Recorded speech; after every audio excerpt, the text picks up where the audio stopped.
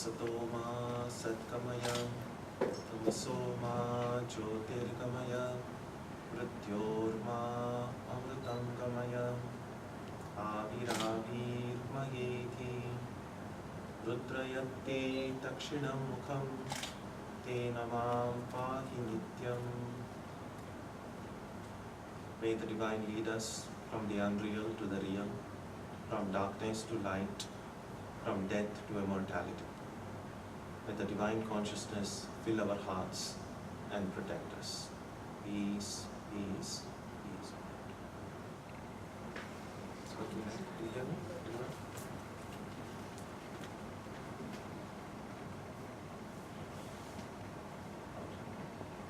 Okay. Hello? Hello?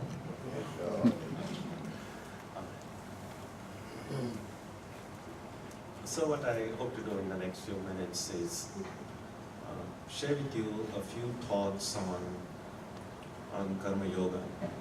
This morning I spoke to a little bit about yoga. It's a happy occasion to be able to speak on a yoga related topic in a venue like this.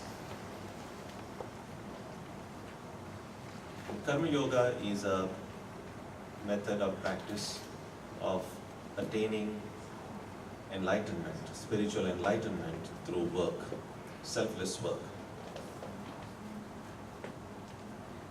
So I would like to say a few words about karma and how that is related to our spiritual life. Now, the word karma is a Sanskrit word, and it has now entered into mainstream English language. And oftentimes when words move from one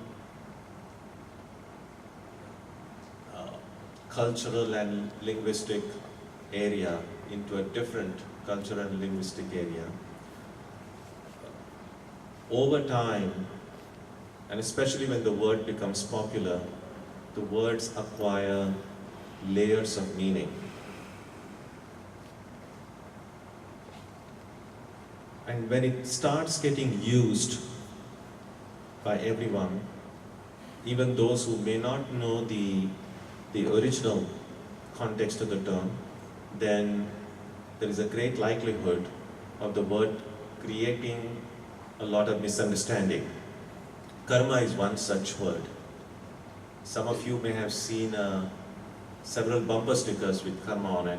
Some days ago, in fact a couple of years ago in Boston, when I was driving, I saw a car in front of me which had the bumper sticker that karma is cost effective. And then there's one other one I had seen which said, my karma ran over your dogma.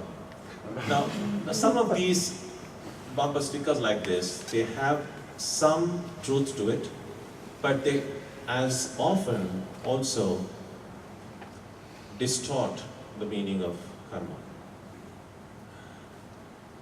The word karma comes from the Sanskrit root krit, which means to do.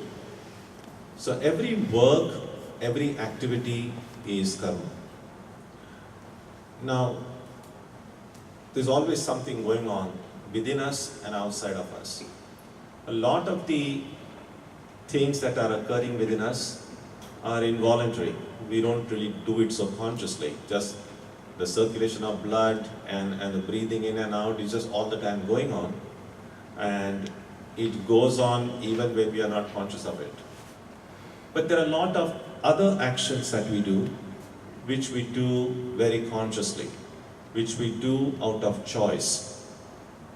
Now in Karma Yoga, they are primarily concerned with actions which we do with intent, with awareness.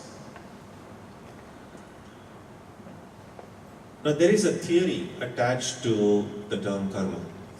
It's a theory, there is no proof for it.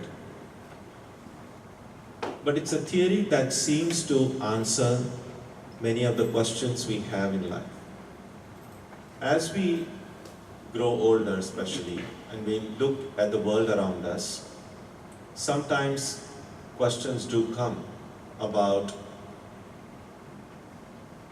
why things are as they are in the world today. Sometimes some terrible things occur. Recently we had the terrible tragedy in Orlando, for instance. And we wonder why such things would happen. We also ask, those who are believers in God, ask, why would God allow such a thing to happen? Sometimes we see apparently good people, for no apparent fault of their own, suffer. And sometimes we see people with no goodness in them thrive. Again, we wonder why such things could happen. And it is to answer questions like these that the karma theory came into being. The karma theory is based on three basic assumptions. The first assumption is that we all want to be happy. It would be very difficult to find any sane person in the world saying, I want to be miserable. So that's for one thing, that's where we all agree, that we want to be happy. The second thing is, it's difficult to disagree with the idea that we know that every action has its results, every action has its consequence. We see the world in which we live is there with cause and effects. Everything that occurred happened for some reason or the other. And a third thing we see is at our hope that there is such a thing as justice in this world. Sometimes it may not seem to be so, but in a larger context we see that there is such thing as justice. And based on these assumptions, the karma theory is built. The basics of karma theory are simple, that what goes around comes around. If you do something good, it will result in good result. If you do something bad, it will have a bad result. And good and bad in this instance usually means, in terms of experience, every good action I do, an action here doesn't simply mean physical action, because thinking is an action also. Thinking is a mental activity. So good actions, good thinking will lead to good results. In other words, will lead to some happy result. Will lead to something that will make me happy in life. And unwholesome, unhealthy activity, unhealthy thinking will lead to results which will bring me pain and suffering. That's basically the karma theory.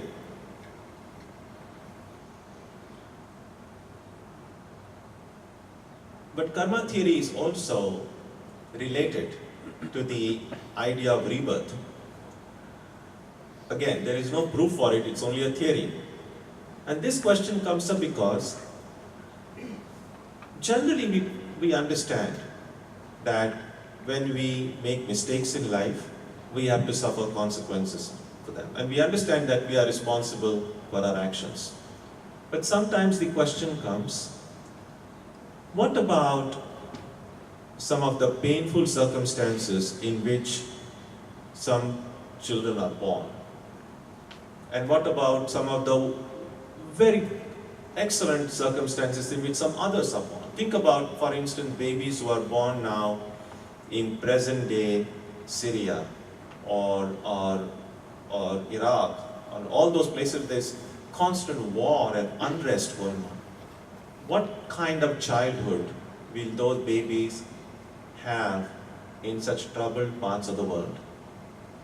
And on the other hand, we see some other babies born in very wonderful situations, very loving families, very peaceful, joyful environment. And we can ask the question, well, these babies who are being born, they didn't have any chance to do either good or bad. So why would such different situations happen to them?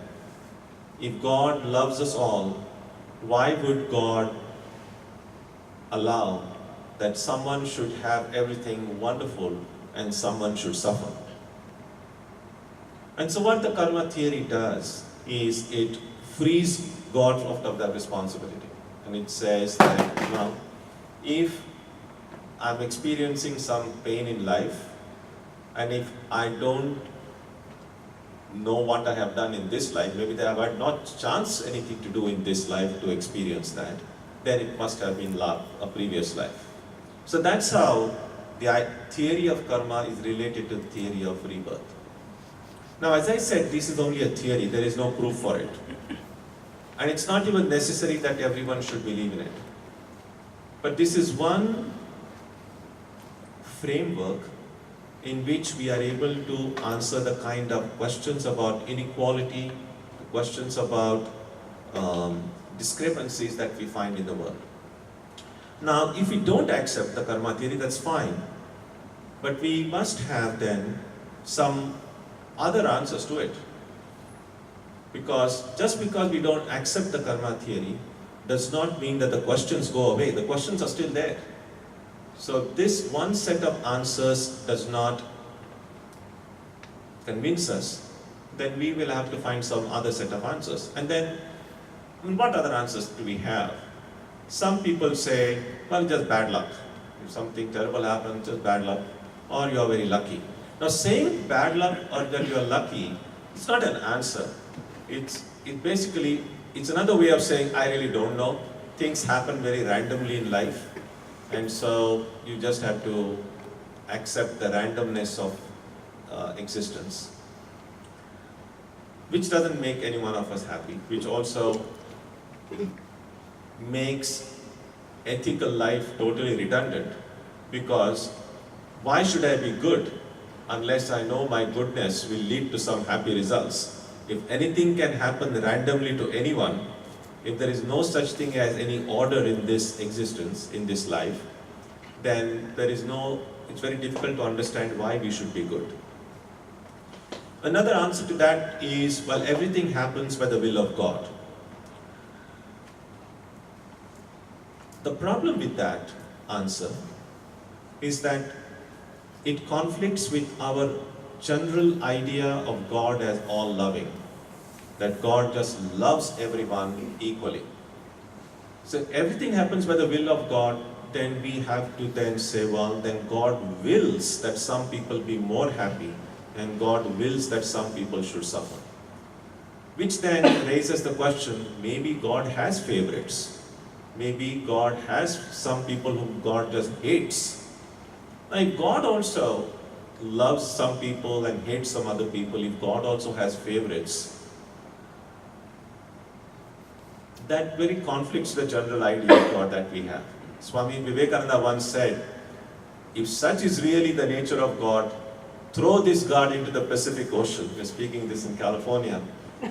So on one hand, we want God to be all loving and kind.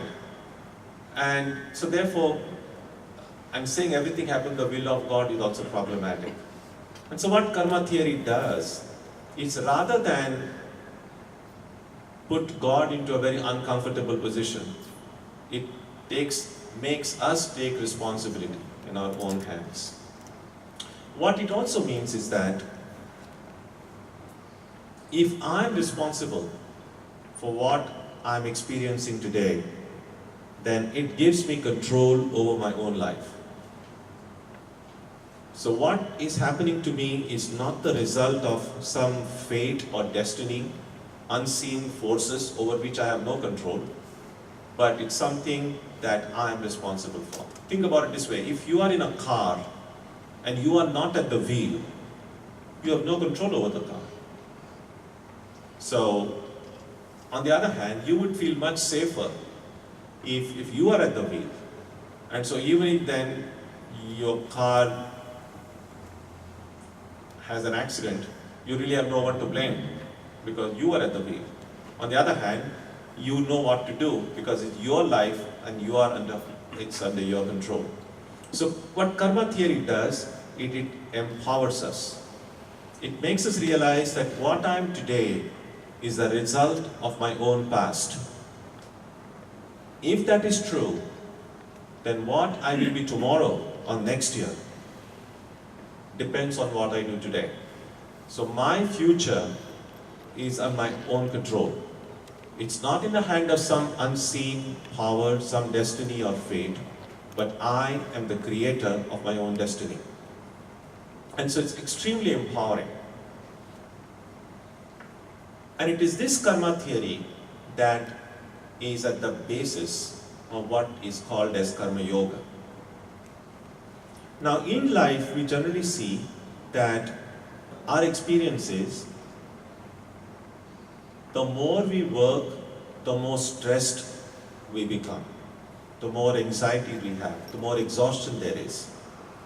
Which is why we look forward to the weekend. Why do we say TGIF? Why are weekends looked forward to? Because we feel on weekends, I can do whatever I want. But the weekdays are a part of my life too. And it's not as if on weekends we don't do anything. In fact, a lot of us work a lot more on weekends. But we enjoy it because we are not doing it because we are forced to. We're doing it because we love it. We're doing it out of choice. As opposed to the work that we have to do during weekdays, which is like, wow, this helps me pay my bills. It's not something I truly enjoy, but I've got to do it. So that kind of work, which we truly don't enjoy, doesn't free us. It makes us, it's a slave's work really. It's not my work because I'm being forced to do something that I don't like, but I don't have any choice.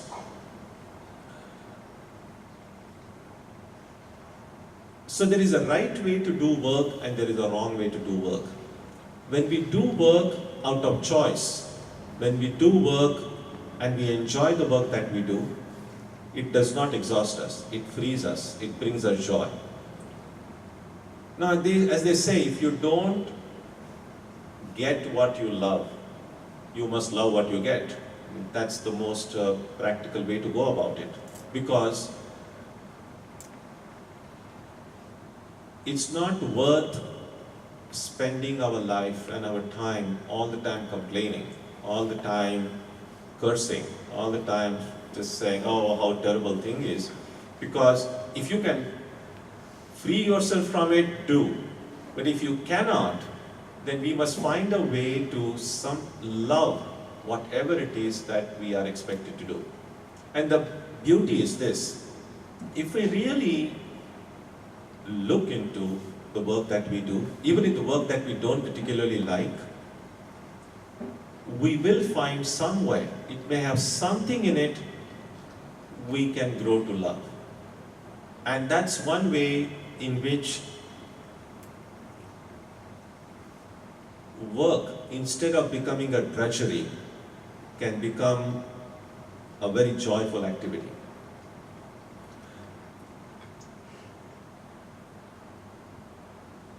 Every kind of yoga that is there has a special instrument.